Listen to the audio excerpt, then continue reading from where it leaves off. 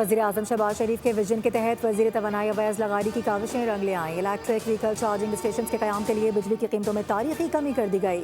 Gujranwala electric power company limited समेत मुल्क भर की तकसीम कार कंपनीज रियायती नर्ख पर अमल दरामद यकीनी बनाएंगी। माली साल 2024-25 में बिजली की कीमत 45 रुपये 55 पैसे फ़ी यूनिट थी, जो 2025-26 में कम होकर 23 रुपये 57 पैसे फ़ी यूनिट हो गई। हुकूमती इक़दाम से फ़ी यूनिट 21 रुपये 98 पैसे की बड़ी बचत हो सकेगी।